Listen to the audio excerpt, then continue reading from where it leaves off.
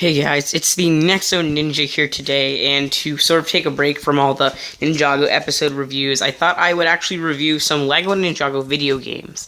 So today I'll be reviewing LEGO Ninjago Nindroids and LEGO Ninjago Shadows of Ronin.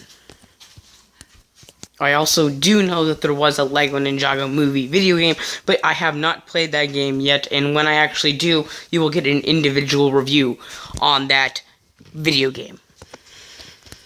And LEGO Ninjago also came to LEGO Dimensions, so I'll actually touch on that pretty quick. I think it was cool to see them interact with characters like The Simpsons and everything. Pretty cool, but I guess it really didn't matter because none of them really came in a story pack, but it was really cool to have them in that game. Now, just to take a quick little note here, in the process of me preparing for this video, I totally forgot that LEGO Ninjago Battles was a game, so it was kind of added in last second, but actually, let's talk about this. This was the first ever LEGO Ninjago game, and I have yet to beat it because it's actually kind of complicated, but simple, and I personally didn't find it that enjoyable. It's a DS game, so you have to use the touch screen to navigate, and you sort of build and fight.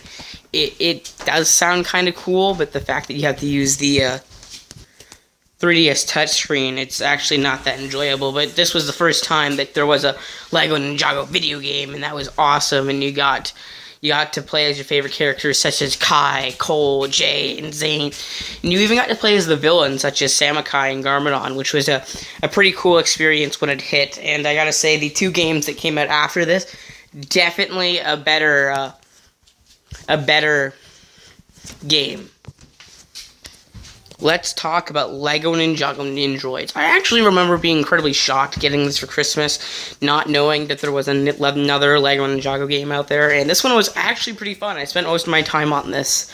It connects to the first half of Season 3's story, because, as you know, Season 3 of Ninjago's air date was really screwed up, and so a lot of people actually thought that the first half of the season was the end of it, but then we got the second half.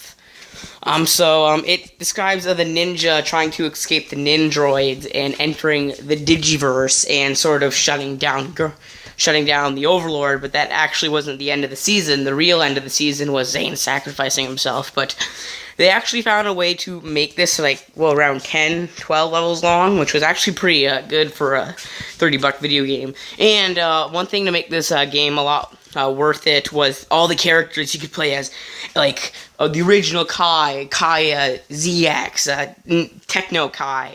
You could play as even your favorite villains, such as Pythor, Garmadon. That's my favorite part about LEGO games. Even if they're not in that movie, they're in there because of the franchise they're in. Now, let's talk about some bad things about the game.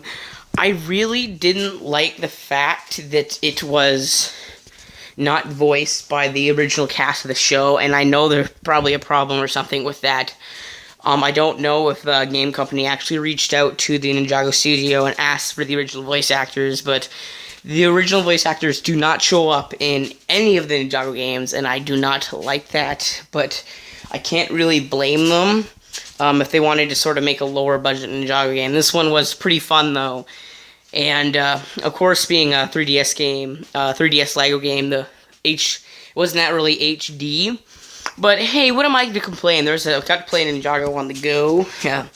Yeah, maybe the next, I was going to say maybe the next Ninjago game we could get on the TV, but we actually did, yeah, because, LEGO Ninjago movie video game hit the Nintendo Switch, and that's a console.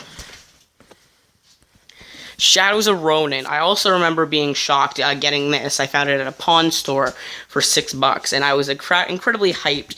And I really didn't like this game, and it's my favorite out of any of the Ninjago games I've played, simply because it has a story that wasn't introduced to the television show. This is an entirely new original story, which stars basically Ronin. The ninja actually end up losing their memory, and they need to get these obsidian weapons to remember what happened. And then the actual final boss of the game, which is Ronin, which is pretty cool.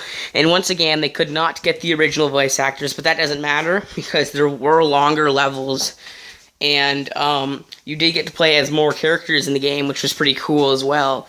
And there were more levels too, and I definitely do remember having a lot of fun with this. And actually, I pop it in my 3DS sometimes just to mess around in levels. So yeah.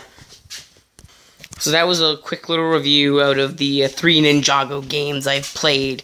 And if you have played these Ninjago games, please leave your opinion in the comments below. I'd like to hear if you enjoyed the game or not. I personally did enjoy these two, and the one for the DS I personally don't really care about. But anyway, thank you guys so much for watching, and yeah, bye-bye.